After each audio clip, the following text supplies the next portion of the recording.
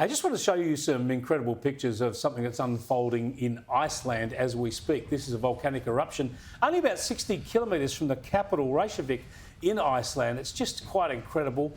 As you know, a very volcanically active part of the world.